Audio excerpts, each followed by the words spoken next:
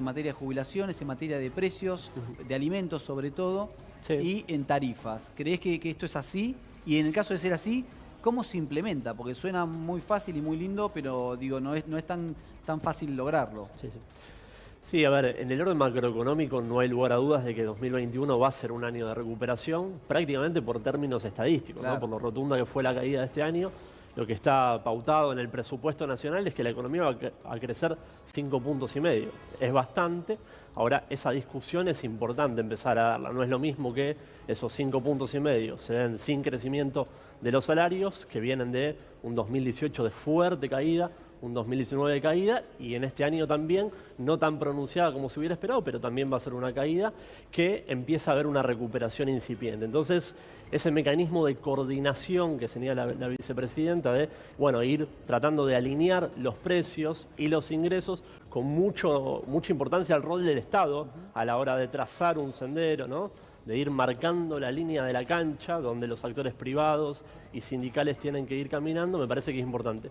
4 puntos está presupuestado también que van a crecer los salarios el año que viene, en un contexto en el cual también se presupone que va a ir bajando. Sí, hay una inflación estimada de 30 puntos, un poquito menos de 30 puntos. Me parece que la inflación, si las tarifas se logran soltar y eso va a reacomodar un montón digamos, del dominó de precios, me parece que es una inflación que queda muy corta la expectativa. Estamos terminando este año con todas las tarifas, con un año totalmente de pandemia, con 5 meses de un consumo que se cayó a pedazos y con la producción caída, con las tarifas, insisto, pisadas, una inflación cercana al 35%. Sí, si vemos la primera parte del año, el 29% que estaba pensado para el año que viene de inflación era un número bastante asequible. En la segunda parte de este 2020, el piso se volvió un poquito más alto. Ya vamos a tener 3,8, ¿no? En el mes 3,8 fue octubre, 3,2 fue noviembre. Ahora, sí. Si vos anualizás eso te da 46%, pero la anualización es incorrecta.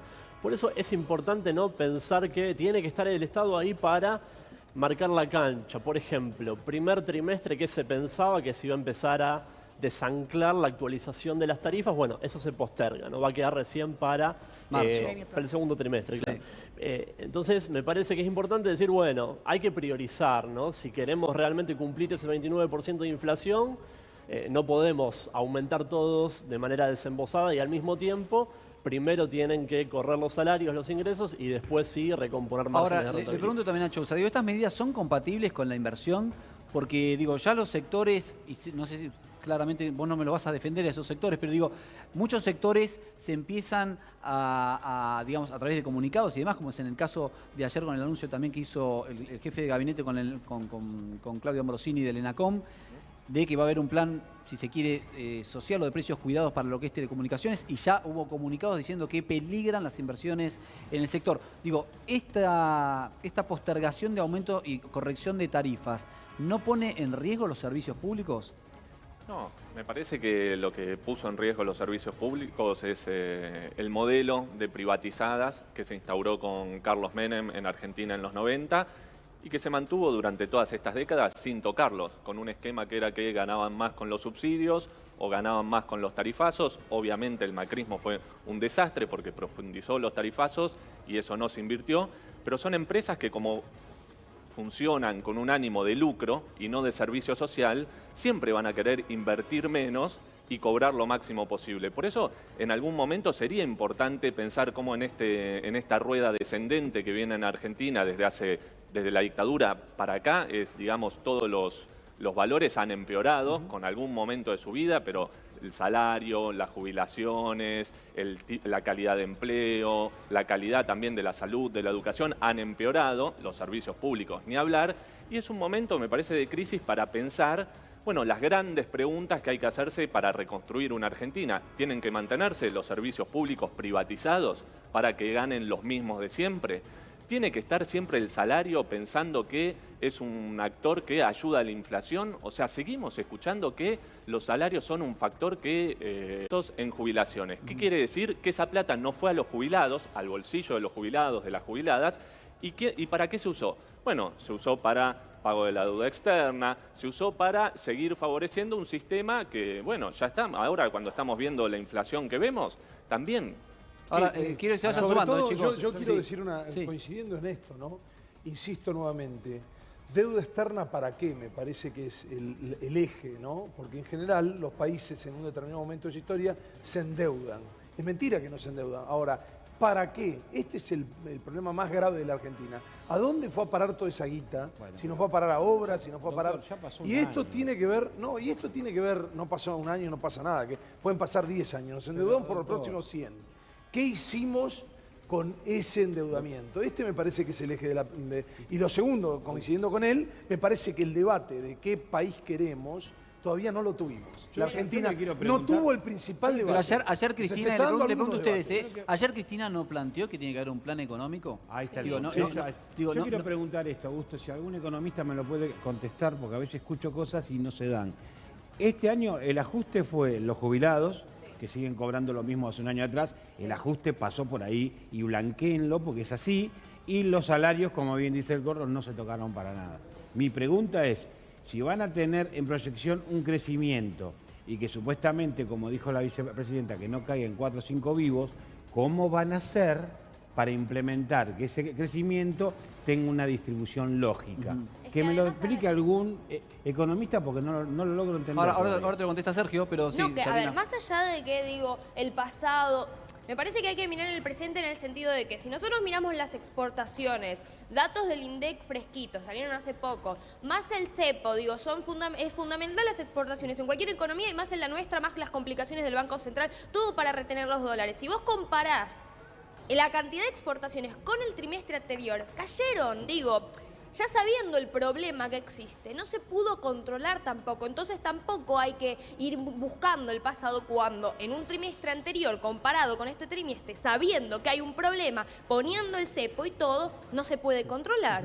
A ver, Sergio, Sí, si querés sí. la pregunta que decía Gustavo, que también yo te decía, ¿cómo se conforma esa redistribución cuando vos tenés el crédito externo cerrado, cuando Claro. tenés un acuerdo a vísperas de un acuerdo con el Fondo Monetario Internacional donde claramente te va a pedir ajustes fiscales? Digo, ¿de dónde va a salir todo ese dinero, por ejemplo, para el sector público, si se quiere, para mejorarle los salarios y los ingresos? Bueno, la torta se amplía ahora, ¿no? Para empezar a hablar, la torta de 2021 va a ser más grande que la de 2020. Por eso es importante, ¿no?, que desde el frente político se pongan bien en clara las prioridades. A mí me cuesta hablar mucho de esto que mencionan de ajuste a los jubilados porque la verdad que ese argumento cerraría si la fórmula propuesta que se está por aprobar ahora en diputados, Entra el lunes en comisión. O sea, sí.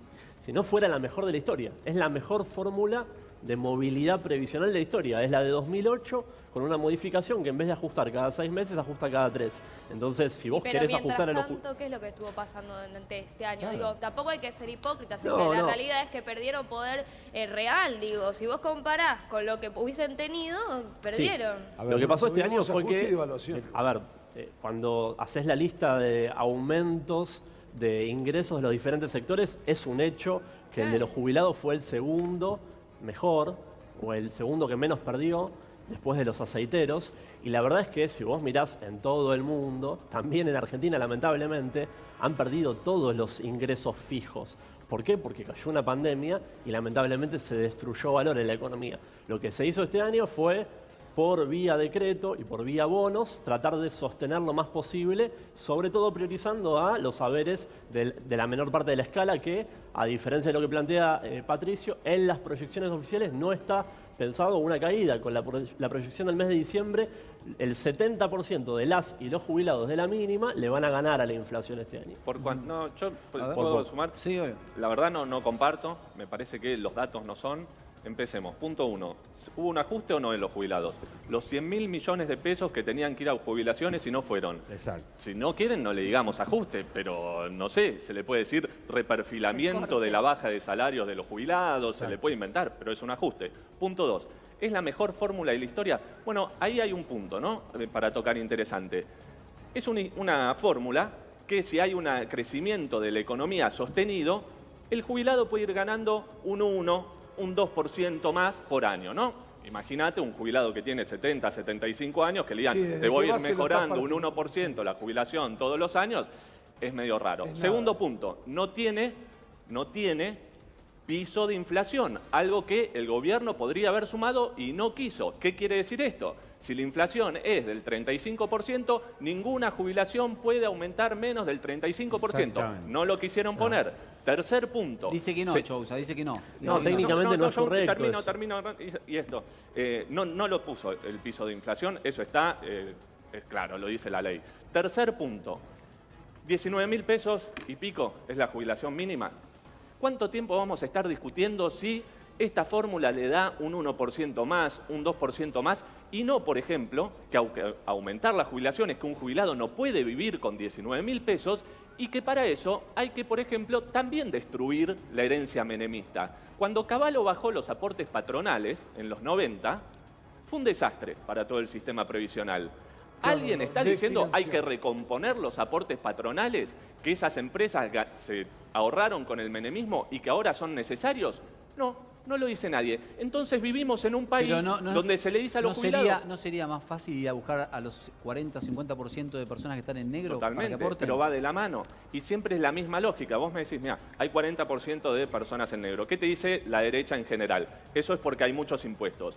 Cada experiencia histórica en la Argentina donde hubo flexibilización laboral y baja de impuestos para los grandes empresarios, no es que mejoró la situación de recaudación del Estado o mejoró la situación de informalidad de los trabajadores. Es un círculo vicioso, digamos, que va empeorando. Y esto está claro, porque si no, por ejemplo, en el menemismo, con todas las leyes de flexibilización, ¿qué pasó? ¿Empeoró o mejoró el empleo? Empeoró. ¿Qué pasó con la ley de la Rúa de Banelco? Otra experiencia que nos vendían lo mismo, empeoró. ¿Qué pasó? Y te saco el tema, pero vuelvo, ¿no? Es cómo funciona la lógica empresarial. El gobierno, decían, le hacía falta dólares, ¿no? ¿Qué dijo Alberto Fernández? Le voy a bajar las retenciones a los exportadores. Recién ella lo decía bien. ¿Resultó que exportaron más? No, resultó que los exportadores se pusieron más duros y dijo, como les está temblando la mano, yo voy por todo. Apostaron a más devaluación, apostaron a no enfrentarlos y ahora se muestra muy bien cómo los trabajadores tienen otra lógica, porque son los sindicatos ahora de aceiteros en Santa Fe, en todo lo que es el cordón exportador de Santa Fe, los que están haciendo un enorme paro desde hace días por aumento de salario y mostrando cómo quien le puede torcer el brazo a estas grandes empresas son los trabajadores con su fuerza. Bien. Sí, además Gracias, sí. habla de los aceiteros que en general consiguen muy buenas sumas y no son los caídos de esta historia, o sea, ni hablar el resto de los que no tienen poder de posibilidad de lucha, ¿no? Dos preguntas cerraditas para Sergio. Sergio, ¿qué dólar estimás para el 2021, por un lado? Y por otro lado, ¿qué número de inflación crees que puede haber? Si crees que el presupuesto se acerca a la realidad o no lo ves tan cercano. Bueno, dólar, el gobierno está comprometido a sostener lo que se llama un tipo de cambio real estable, con lo cual el dólar va a aumentar, lo mismo que aumenten los precios, para simplificar. Lo que aumenta la inflación. Va a subir, claro. Sí, va a subir en términos nominales, pero no en términos reales descontada la inflación. Está planteado en el presupuesto el oficial en 102 a fin del año pasado. La verdad que fue un logro de la segunda parte del año. Que viene. ¿Fin del año que viene? Sí. Fue un logro de la segunda parte de este año el hecho de haber podido controlar el dólar, que parecía que estaba totalmente... Los dólares financiados, inclusive el blue, que Sí. se acomodó Sí, todo, coincido en eso. ¿Y la inflación?